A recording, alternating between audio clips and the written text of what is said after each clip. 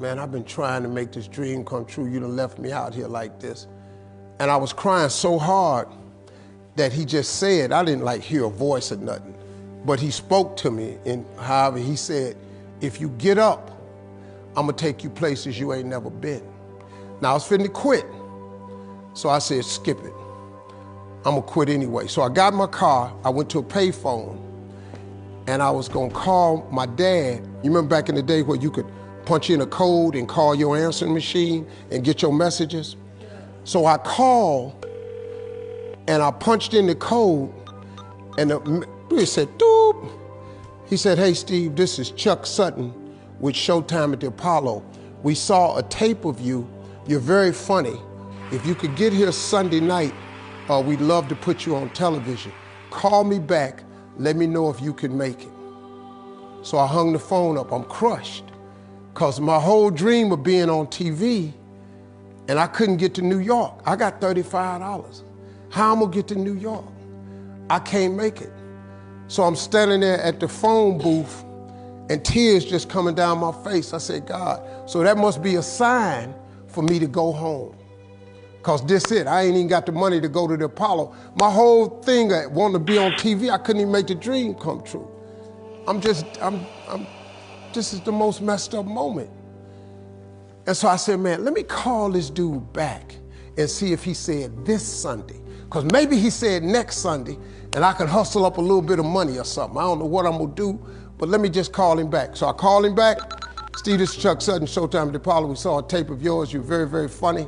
Look, we have an opening Sunday night at Showtime at the Apollo. If you can make it, we'd love to put you on TV.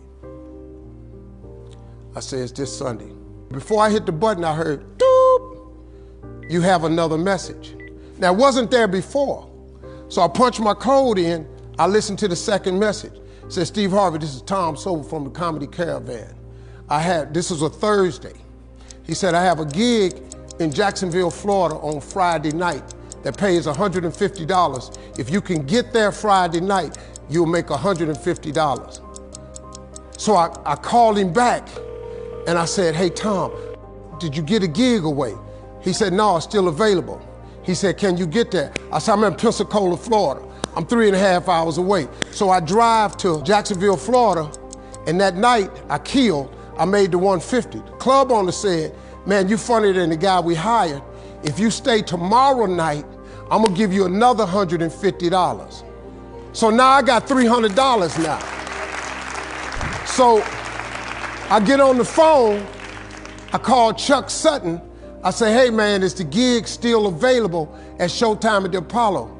He said, yeah, we got one opening left. I said, I'll be there. So I called Eastern Airlines, who used to be open back then. They had a special for $99 going from Jacksonville, Florida to New York round trip. So I parked my car at the airport. I got it.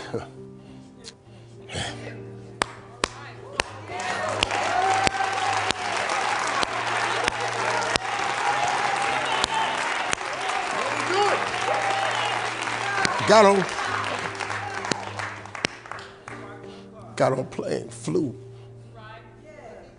Everything I had was in 2 bags. Got to the Apollo. I said, hey man, I'm here.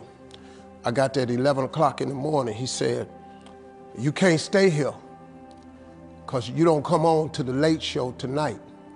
I said, man, I ain't got nowhere to go.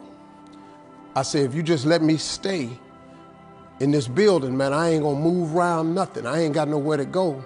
I'm in Harlem, I can't go back out here. I got these 2 bags. I got victim wrote all over me, man. So he said, all right, if you go upstairs, don't come down. So he put me in the dressing room on the 6th floor. So that's where all the comedians were. So I stayed up there. I got hungry around 3 o'clock, man. I couldn't take it no more. So I went back downstairs, a dude named Alton Liston. I said, hey man, he said, man, I thought I told you, don't come down them damn steps. I said, hey man, I'm just hungry, man. I said, let me go to that KFC I saw on the corner. Just let me get some chicken. I'll come right back. He said, man, if you ain't back in 20 minutes, you ain't getting in this building. So I went, bought me some chicken, came back. So the comedians started coming in the building. They started coming up on the 6th floor.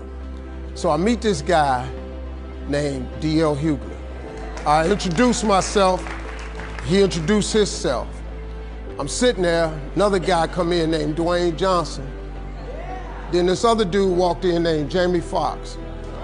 And I introduced myself. We don't know each other, ain't none of us famous. It's 1991, man. They gave everybody the lineup. I was on the last show of the night. I don't go on to 11 at night. I done had this 4 pieces of chicken. I'm starving, man. That chicken done wore off. I'm nervous, man. I'm about to throw up. D.L. Hughley went downstairs. D.L. Hughley got booed off. Dwayne Johnson got booed off. Jamie Foxx went down there and got booed. They booed Jamie, then Jamie started singing.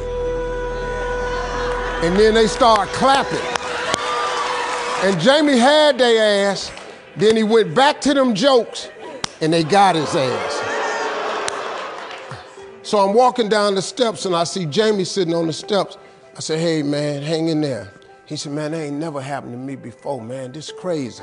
This Jamie Foxx, man, one of the most talented people in all of comedy. And now, you don't even know how nervous I am, man. I can't even, my breathing is shot because these dudes been booed. So I walk out, I had wrote this joke.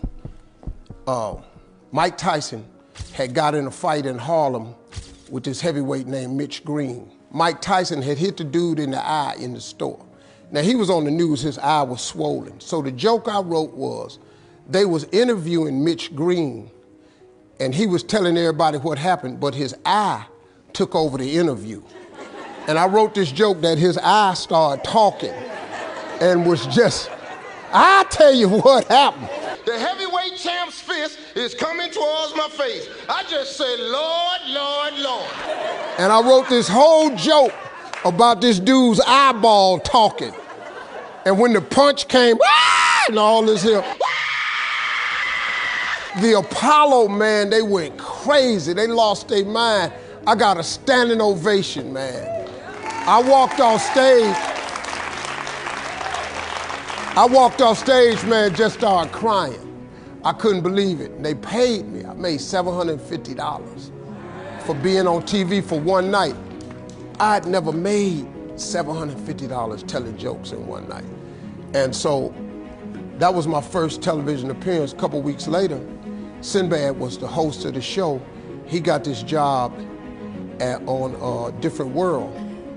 And so he quit. And so Mark Curry became the host.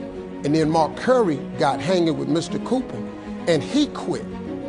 And they came to me and said, would you come back to New York and host amateur night for us to just try you out? Oh, ain't no problem. And so I went to New York, I hosted amateur night and I was killing. But every time we went to commercial break, I was supposed to let the warm-up act take over like Ruben does. But I knew not to let the warm-up act do that because he would change the attitude of the crowd because the Apollo was a wild place. So I stayed out there. I did the warm-up and the hosting. And I created a bond with that audience. And that's how I got on TV. It was my very first TV show. I hosted Showtime at the Apollo. I ended up being the longest running host in the history of Showtime. I did that show for 8 years. Nobody ever did it for 8 years. And that was my turn back moment. See, in your life, everybody has a turn back moment. You have a moment where you could go forward or you can give up. But the thing you have to keep in mind before you give up is that if you give up, the guarantee is it will never happen. That's the guarantee of quitting, that it will never happen, no way under the sun. The only way the possibility remains that it can happen is if you never give up no matter what. Because God is always coming. He's never too late. At your worst moment, look man, when they told me I had to be in New York, I saw no way I could get there. But that God though, he make the phone ring. I end up in Florida, I make $300. Then I go to New York, I make $750. Almost got $1,000 out of nowhere. That's what happened to me. That was my moment of never giving up. That's when I first learned that faith was everything.